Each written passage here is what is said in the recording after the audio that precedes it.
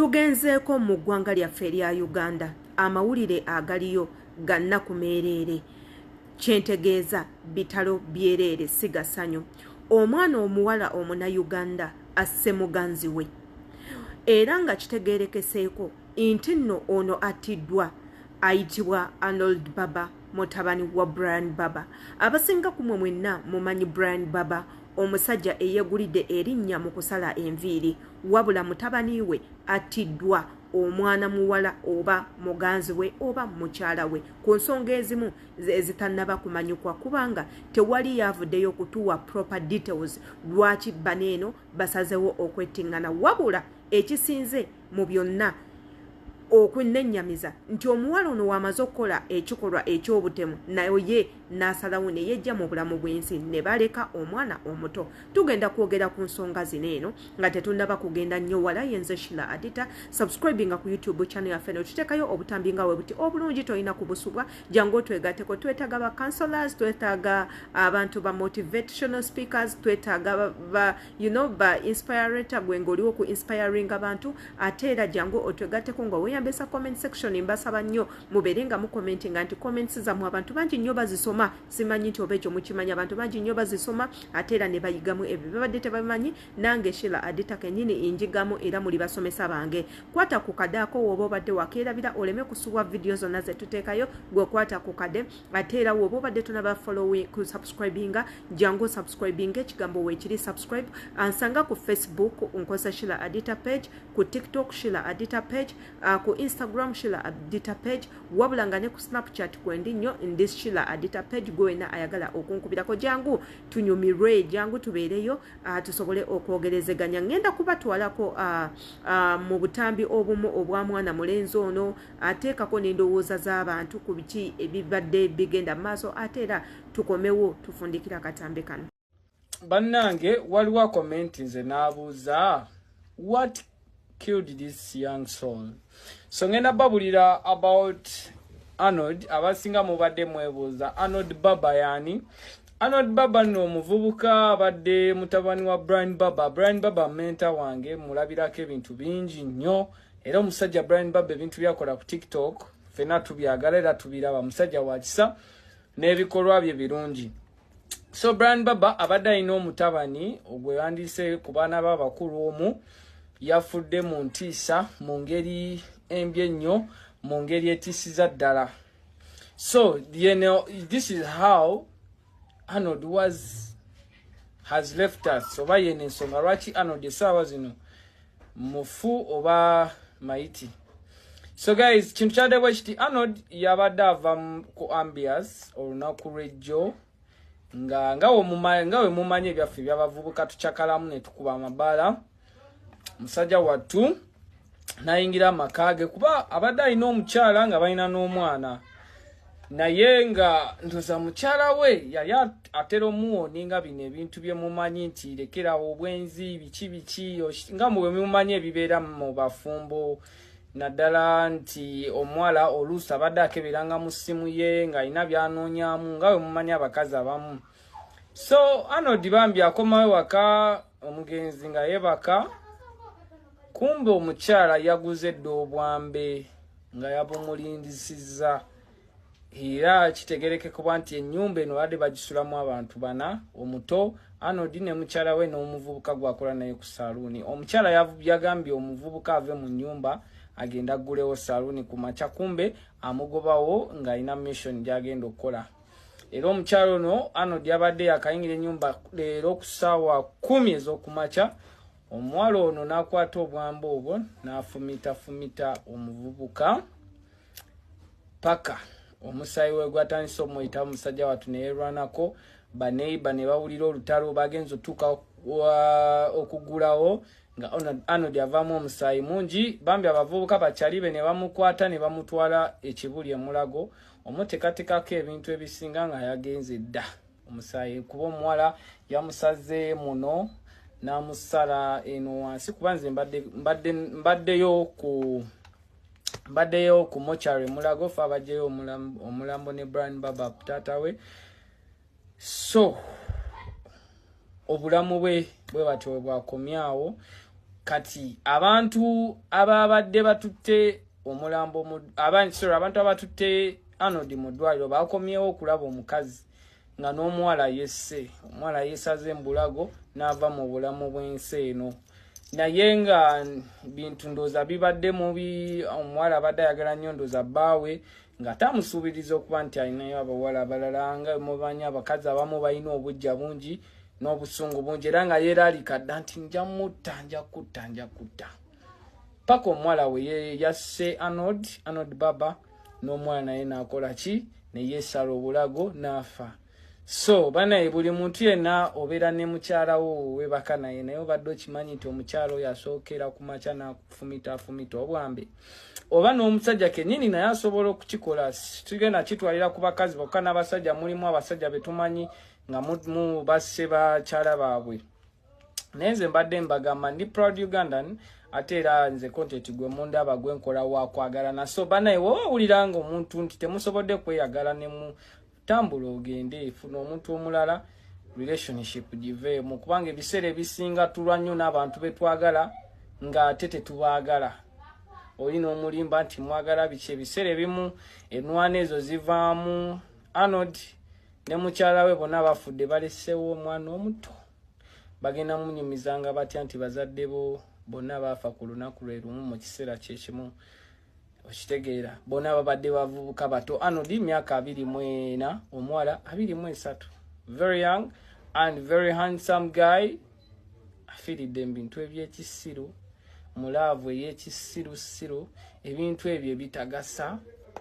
So banange abagenda okuziika musobola onoonya Brian Baba tugenda muziika lunaku lwanca naye nga nze mbeereddewo Brian Baba because he's a real guy musajja wa kisa tera y'omu ku bantu abagambye nti vayo abantu babuulire ebyatuukawo oba ebituse bambi ku mutabani w'omugenzi Arnold. May your soul rest in peace my brother. Nze nasemba mulaba ku climax nenyumya sanyumya naye naye bulijjo mulaba nga mabaala olumu embantamudde era siri nnyo omuntu w'amabaala naye lwemba nfulumyemukko mbadde mulaba ku climax nga obimanyi era afaanana nnyo taata we bambi. So guys simanyi kye tulina okukola byonna kusabira mwoyo gwe gutuuke emirembe n'omukyalo oyo yakoze ogwo omusango nti tetusaaka timusalira musango kuba naye yesse mufu. Ne bannaye mwegendereze ebintu ebimu naddala ebintu by'omukwano bino. Olaba ng'omuntu tomwagala mugamba amazima otambula omuviire temwebeeramu nnyo. Nze era bw'oba tonjagala sikulwamu nnyo era nga nkola kinga nkuleka nga ngenda. Abantu tuli bangi mu nsi eno so ofunayo omuntu omulala akwagala. So omwoyo gwa Arnold gwe omulemerembe for God and my country. Bw'obwo obumu ku butambi obukoleddwa Abannayuganda nga balaga okwemulugunya kwabwe ku ngeri mwana mulenzi ono gye yatiddwa. Mwana mulenzi ono abadde muto mu myaka n'ebe bana abalenzi abakula mangu obwongo nakimanya nti nno ekyokuzanyira ku baana b'abendi si kirungi, ekyokwebakaabaka ku bawala si kirungi n'asalawo Asse tolinge. Oluvuuvuumo olugamba nti nno babaddenga n'obutakkaanya mu bufumbo nga like any other relationship.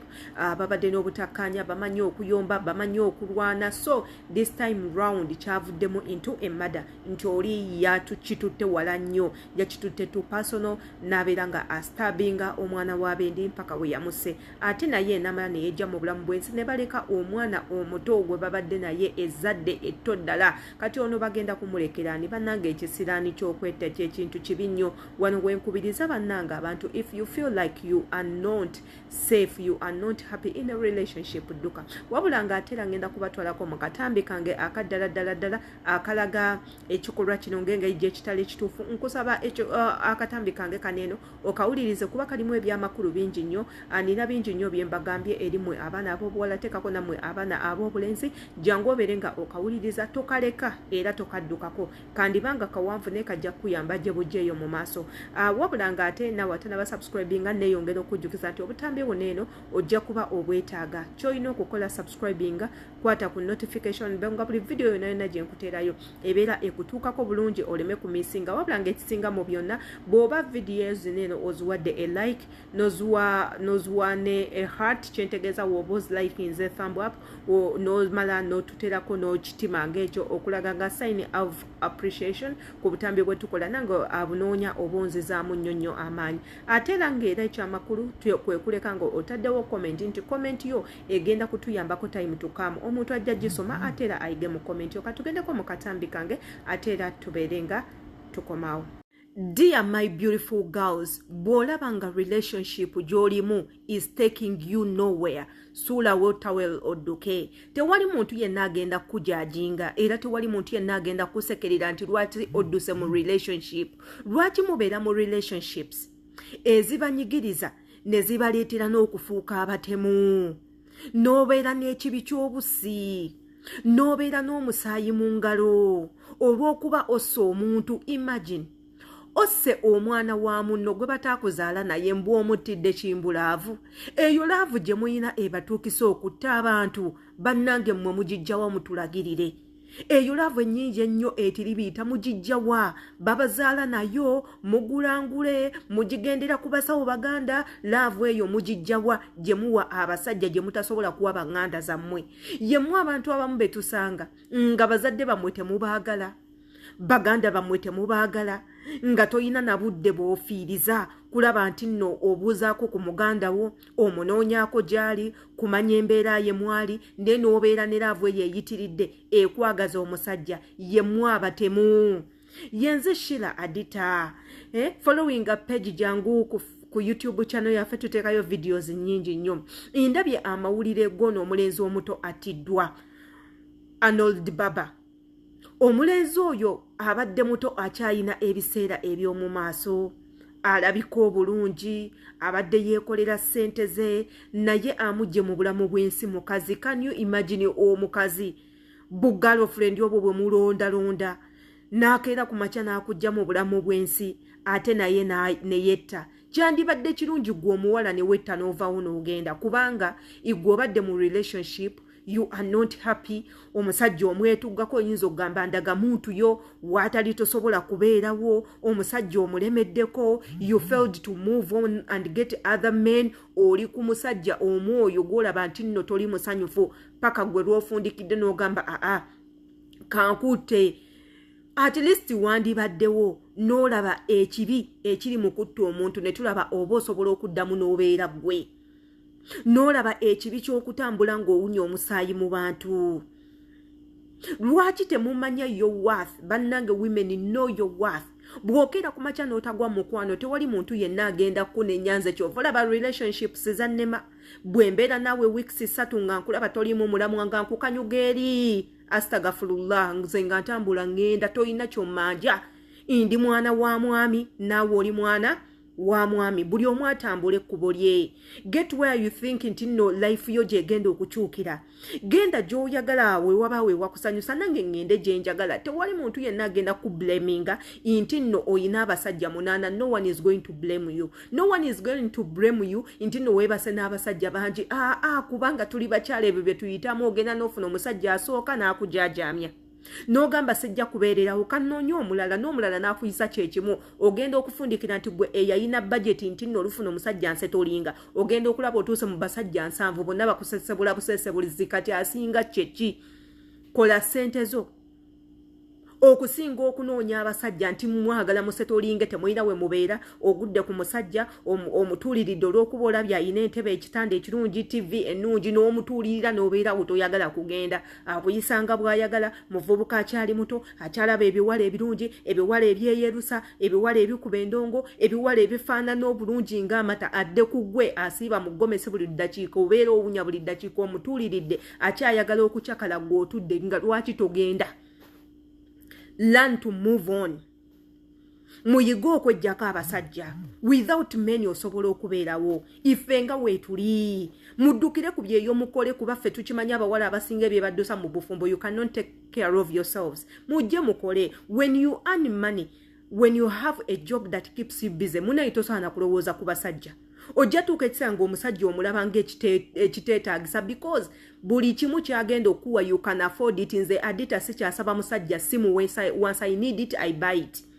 sikyasaba ngatto. When I need shoes nzigula, when I need good clothes for me I can afford it, when I need a weave I can afford it, when I need to go somewhere for vacation I can afford an air ticket to go somewhere and relax and rest and have good time for me. Byebyo bye twetaaga. Mulekerawo okwesiba mu relationships ezibamalako emirembe, relationships ezigenda obbazaaza emize olw'okubanga mwe bannyabo mulaba nti mu bufumbo gye muyina okubeera. Ife abataliyo mutulanga abaadiba, kyova olaba mugenda kutta abantu. Yenze Adita.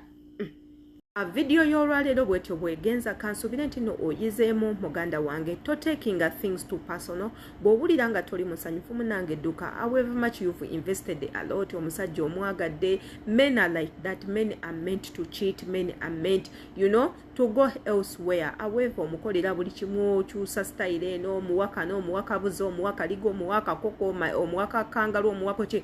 Omusajja ajja kusigala ng'ayenda. Ekyo kiri mu nature yaabwe nti omusajja alina okusajjalaata. Bw'oba okizudde okola otyo, oyogedde n'omwami biganye, ogezezaako mugamba hani bino binnumya, bannange va ku bintu by'obwenzi. Don't take things in your hands. Nedda ojja kusobya. Yita abazadde mubituulemu. Wolaba biganye, genda muviire afune emirembe yo gyetaaga.